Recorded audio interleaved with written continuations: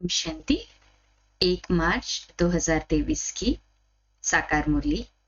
मीठे मीठे बाबा हम बच्चों से कहते हैं, मीठे बच्चे, बेहद ड्रामा के आदि मध्य अंत को समझना है। जो पास्ट हुआ वही अब फिर प्रेजेंट होना है। अभी संगम युग प्रेजेंट है, फिर सत्युग आना है। प्रश्न: श्रीमत पर अपने आप को परफेक्ट बनाने की विधि कौन सी है? उत्तर: अपने आप को परफेक्ट बनाने के लिए विचार सागर मंथन करो। अपने आप से बातें करो। बाबा, आप कितने मीठे हो, हम भी आप जैसा मीठा बनेंगे। हम भी आपके समान मास्टर ज्ञान सागर बन सबको ज्ञान देंगे। किसी को भी नाराज नहीं करेंगे। शांति हमारा स्वधर्म है। हम सदा शांत रहेंगे। अशरीरी बनने का अभ्यास करेंगे। ऐसी ऐसी स्वयं से बातें कर स्वयं को परफेक्ट बनाना है। गीत है माता ओ माता जीवन की दाता। ओम शांति। शिव भगवानुवाच। सिर्फ भगवानुवाच कहने से मनुष्य कुछ नहीं समझ सकेंगे। नाम जरूर लेना पड़ता है। गीता सुनाने वाले जो भी है वह कहते हैं कृष्ण भगवानुवाच। वह पास्ट में हो गए हैं। समझते हैं श्री कृष्ण आया था और गीता सुनाई थी, वह राजयोग सिखाया था। अब जो पास्ट हो गया वह फिर प्रेजेंट जरूर होना है। जो प्रेजेंट है वह फिर पास्ट होना है। जो पास्ट हो जाएगा उसको कहेंगे बीत गई। तो अब शिव बाबा आया है, जरूर होकर गया है। शिव भगवानुवाच। जो ऊंच से ऊंच है वह सब का बाप है, जिसको सर्वशक्तिमान कहा जाता है। वह बैठ समझाते हैं। तुम उनके बच्चे शिव शक्तियां हो। शिव शक्ति की महिमा गीत में सुनी ना। शिव शक्ति जगत अम्बा होकर गई है, जिसका यह यादगार है। होकर गए हैं, फिर आने हैं जरूर। जैसे सतयुग पास्ट हुआ, अब कलयुग है, फिर सतयुग आने वाला है। अभी है पुरानी दुनिया और नई दुनिया का संगम। जरूर नई दुनिया होकर गई है, अब पुरानी दुनिया है। पास्ट में नई दुनिया होकर गई सतयुग में, अभी पुरानी दुनिया कलयुग है, जर्जरीभूत अवस्था में है। जो सतयुग पास्ट हुआ है फिर भविष्य में आना है। ये समझ की बात है। ज्ञान है ही समझ, वह है भक्ति, ये है ज्ञान। सृष्टि का चक्र कैसे फिरता है वह समझना है। उनको समझने बिगर मनुष्य कुछ भी समझ नहीं सकते। ड्रामा के आदि मध्य अंत को समझना है। उस हद के ड्रामा के आदि मध्य अंत को तो जानते हैं ना। यह है बेहद का ड्रामा, इसको मनुष्य नहीं समझ सकते।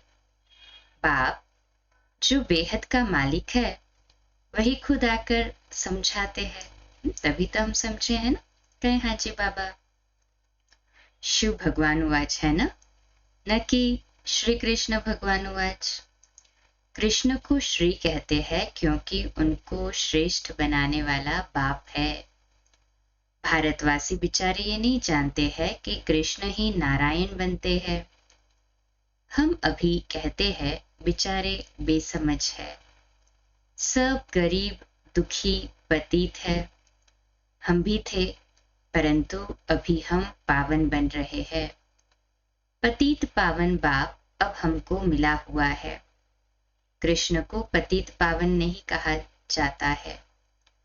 नई पावन दुनिया बनाने वाला रचयिता बाप ही है, जिसको परमपिता परमात्मा सर्वशक्तिमान कहा जाता है। वो ही पतित दुनिया को पावन बनाने वाला है। पतित सृष्टि को पावन बनाने वाला है। पतित सारी सृष्टि है। रावण पतित बनाते हैं। पतित पावन एक ही ईश्वर है। मनुष्य पतित से पावन बना नहीं सकते कोई भी हालत में। सारी दुनिया का सवाल है ना। समझो करके सन्यासी 1-2 करोड़ पावन हो, फिर भी 500-600 करोड़ पतित है, तो जरूर इसको पतित दुनिया कहेंगे ना। वास्तव में शिव भगवान वाच पतित दुनिया में एक भी पावन हो नहीं सकता। बाप कहते हैं, तुम बच्चों को पावन बनाने लिए सारी सृष्टि को पावन बनाता हूं। पतित पावन का अर्थ ही है विश्व को पावन बनाने वाला। शिव बाबा खुद कहते हैं, मैं पतित से पावन बना रहा हूं। तुमको ही पावन दुनिया का मालिक बनना है। नई दुनिया में ही आदि सनातन देवी देवता धर्म था, ये कोई नहीं जानते। शिव बाबा को भी कोई नहीं जानते। पूछो, तुम जो निराकार परमपिता परमात्मा शिव की जयंती मनाते हो, वह कब आया? निराकार आया कैसे? जरूर निराकार तो शरीर में ही आएगा ना, तब तो कर्म कर सके। आत्मा शरीर बिगर कर्म थोड़ी कर सकेगी। परमात्मा आकर जरूर ऊंच बनाने का ही कर्म करेंगे। सारी विश्व को पावन बनाना यह एक के ही हाथ में है। मनुष्य तो दुखी ही दुखी है। भक्त भगवान को बुलाते हैं तो जरूर भगवान एक होना चाहिए ना। भक्त अनेक है।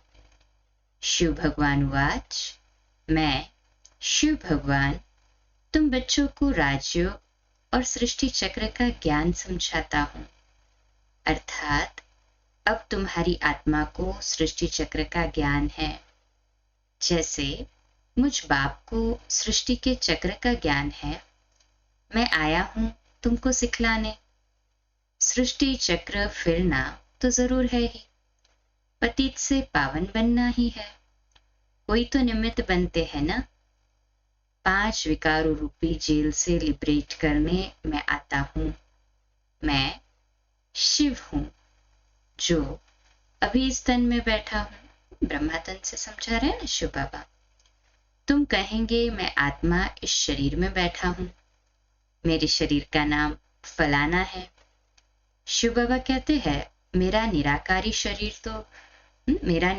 शरीर तो है नहीं, तो आकारी तो होना पड़े, तो ब्रह्मा का तन लेते हैं। मुझ परमपिता का नाम शिव ही है।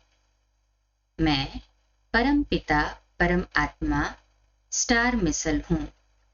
मेरा शिव नाम एक ही है। तुम ही सालिग्राम हो, परंतु तुम्हारा नाम 84 जन्मों में बदलता रहता है। मेरा तो एक ही नाम है। मैं पुनर्जन्म नहीं लेता हूं। गीता में जिसका नाम डाल दिया है वह तो पूरे 84 जन्म लेते हैं। ऐसे नहीं कि श्री कृष्ण ने गीता सुनाई। यह बड़ी समझने की बात है। मनुष्य के हाथ में कुछ नहीं है। जो कुछ करते हैं सो परमपिता परमात्मा करते हैं। मनुष्यों को शांति सुख देना ये बाप का काम है। हमेशा महिमा एक बाप की ही करनी है और कोई की महिमा है नहीं। लक्ष्मी नारायण की भी महिमा है नहीं, परंतु राज्य करके गए हैं तो समझते हैं ये स्वर्ग के मालिक थे। वंडर तो देखो, वह जड़ चित्र और यहाँ चैतन्य बैठे हैं। शिव भगवान वाच, तुम राजाओं का राजा पूज्य बनते हो, फिर पुजारी बनेंगे। पूज्य लक्ष्मी नारायण ही फिर आपे ही पुजारी बनेंगे। तो जो पास्ट हो गए हैं उनका फिर मंदिर बनाकर पूजन करते हैं। ये सिद्ध कर बताना है। ऐसे नहीं कि ईश्वर आपे ही पूज्य आपे ही पुजारी बनता है। नहीं, मनुष्य ये भी नहीं जानते कि मैं परमात्मा कहाँ निवास करता हूँ। मेरे जो बच्चे सालिग्राम हैं वह भी यह नहीं जानते कि हम कहाँ के रहने वाले हैं। आत्माओं और परमात्मा का घर एक ही है, स्वीट होम। सिर्फ स्वीट फादर होम नहीं कहेंगे। अभी तुम जानते हो निर्वाण धाम हमारा भी घर है, वहां हमारा फादर है। सिर्फ घर को याद करेंगे तो ब्रह्म के साथ योग हो गया। उनसे विकर्म विनाश तो हो नहीं सकते। बल ब्रह्म योगी तत्व योगी है, परंतु उनके विकर्म विनाश नहीं हो सकते। हाँ, भावना से करके अल्पकाल के लिए सुख मिलता है। जितना याद करेंगे उतना शांति मिलेगी। तो बाप कहते हैं उनका योग रॉन्ग है। तुमको याद करना है एक बाप को। एक शिव बाबा को याद करते हैं ना हम सभी। कहें हाँ जी बाबा। बाप कहते हैं मुझे याद करने से तुम्हारे विकर्म विनाश होंगे। Double underline. श्री कृष्ण ऐसे नहीं कह सकते, वो तो वैकुंठ का मालिक है। वो थोड़ी कहेगा अशरीरी बन शिव बाबा को याद करो या मुझे याद करो। सारा मदार गीता को करेक्ट कराने पर है। गीता खंडन होने कारण भगवान की हस्ती गुम हो गई है। कह देते हैं ईश्वर का कोई नाम रूप है नहीं। अब नाम रूप काल तो आत्मा का भी है। आत्मा का नाम आत्मा है, वह भी परम पिता परम आत्मा है। शिव बाबा परम आत्मा और हम आत्मा। परम अर्थात सुप्रीम, ऊंच से ऊंच। वह जन्म मरण रहित है, अवतार लेते हैं। ड्रामा में जिसका पार्ट है उनमें ही प्रवेश करते हैं और उसका नाम ब्रह्मा रखते हैं। ब्रह्मा नाम कभी बदल नहीं सकता है, ब्रह्मा द्वारा ही स्थापना करते हैं। तो वह श्री कृष्ण के तन में थोड़े ही आएंगे। अगर वह दूसरे में आए तो भी उनका नाम ब्रह्मा रखना पड़े। मनुष्य कहते हैं दूसरे कोई में क्यों नहीं आता। अरे वह भी किसके तन में आए, वह आते ही है ज्ञान देने के लिए। दिन प्रतिदिन मनुष्य समझते जाएंगे, तुम्हारी वृद्धि होती जाएगी। अवस्था बड़ी अच्छी चाहिए। जैसे ड्रामा के एक्टर्स को मालूम होता है हम घर से स्टेज पर पार्ट बजाने आए हैं, वैसे हम आत्मा यह शरीर रूपी चोला लेकर पार्ट बजाती है, फिर वापस जाना है, शरीर छोड़ना पड़ता है। तुम्हें तो खुशी होनी चाहिए, डरना नहीं चाहिए। तुम बहुत कमाई कर रहे हो। शरीर छोड़ने वाले खुद भी समझ सकते हैं हमने कितनी कमाई की है। तुम समझते हो जो शरीर छोड़कर गए हैं उनमें से किसका मर्तबा बड़ा कहे फलाने बहुत सर्विस करते थे, जाकर दूसरा शरीर लिया, इन एडवांस गए हैं, उनका इतना ही पार्ट था। फिर भी कुछ न कुछ ज्ञान लेने लिए आ जाए, हो सकता है। वारिस तो बन गए ना, किसके साथ हिसाब किताब चुकतू करना होगा। वह खलास करने गए। आत्मा में तो ज्ञान के संस्कार है ना, संस्कार आत्मा में ही रहते हैं, वह गुम नहीं हो सकते। कहाँ अच्छी जगह सर्विस करते होंगे, नॉलेज के संस्कार ले गए तो कुछ न कुछ जाकर सर्विस करेंगे। ऐसे तो नहीं सब जाते रहेंगे, नहीं। हाँ, इतना जरूर है योग में रहने से आयु बढ़ती है। मैनर्स भी बड़े अच्छे चाहिए। कहते हैं बाबा आप कितने मीठे हो, मैं भी आप जैसा मीठा बनूंगा, हम भी ज्ञान सागर बनेंगे। बाप कहते हैं अपने को देखते रहो, मैं ज्ञान मास्टर ज्ञान सागर बना हूं, माता पिता समान औरों को ज्ञान देता हूं। हमारे से कोई नाराज तो नहीं होता है, शांति को धारण किया है। शांति हमारा स्वधर्म है ना, अपने को अशरीरी आत्मा समझना है। देखना है मेरे में कोई विकार तो नहीं है। अगर कोई विकार होगा तो नापास हो जाएंगे। ऐसे ऐसे अपने से बातें करनी पड़ती है। यह है विचार सागर मंथन कर अपने को परफेक्ट बनाना श्रीमत से। बाकी सब आसुरी मत से अनपरफेक्ट बनते जाते हैं। हम भी कितने अनपरफेक्ट थे, कोई गुण नहीं था। गाते हैं ना, मैं निर्गुण हारे में कोई गुण नाही। अक्षर कितने अच्छे हैं, महिमा सारी परमपिता परमात्मा की ही है। गुरु नानक भी उनकी महिमा करते थे, तो मनुष्य को भी समझाना है। ये भी बच्चे जानते हैं, कल्प पहले जिनका सैपलिंग लगा है वही आएंगे और धारण करेंगे। नहीं तो जैसे वायरे मुआफिक, हाँ, मूंझे हुए आए और गए। वायरे मुआफिक मतलब जो मूंझा हुआ है, आता है और जाता है। यहाँ तुम जानते हो, हमको नॉलेजफुल फादर ने जो नॉलेज दी है वह कोई में भी नहीं है। हम गुप्त वेश में हैं, फिर हम भविष्य में स्वर्ग के मालिक बनेंगे। नशा चढ़ा? कहीं हाजी बाबा, कर्म तो सब कर रहे हैं ना, परंतु मनुष्य के कर्म सब विकर्म होते हैं, क्योंकि रावण की मत पर करते हैं। हम श्रीमत पर कर्म करते हैं। श्रीमत देने वाला है बाबा। बाबा ने समझाया है, तुम हो सैल्वेशन आर्मी। सैल्वेशन आर्मी उनको कहा जाता है जो किसके डूबे हुए बेड़े को अर्थात नाव को पार लगाते हैं, दुखी को सुखी बनाते हैं। अभी तुम श्रीमत पर सबका बेड़ा पार कर रहे हो। बलिहारी तो शिव बाबा की है ना, हम तो मूर्ख थे। बाप की मत मिलने से फिर औरों को भी मत देते हैं। बाप सम्मुख आकर श्रीमत देते हैं। रावण तो कोई चीज नहीं जो आए, माया विकारों में घसीट लेती है।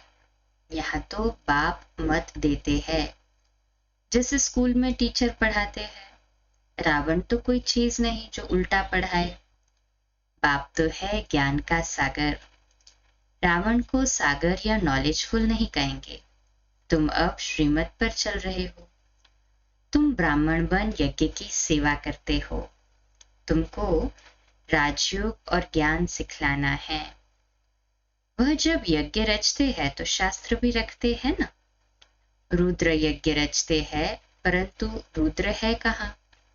यहाँ तो रुद्र शिव बाबा प्रैक्टिकल में है।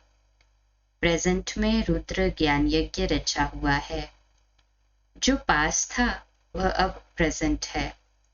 मनुष्य पास्ट को ही याद करते रहते हैं, तो तुम अब प्रैक्टिकल वर्षा ले रहे हो। पास्ट सो अब प्रेजेंट है, फिर पास्ट हो जाएगा।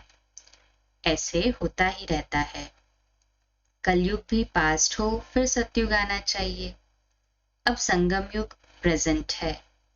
पास्ट जो हुआ उसका यादगार है, जिसका जड़ यादगार है वह अब प्रेजेंट चैतन्य में है। जो ऊंच पद पाते हैं, माला भी उन्हों की बनी है। रुद्र माला है ना।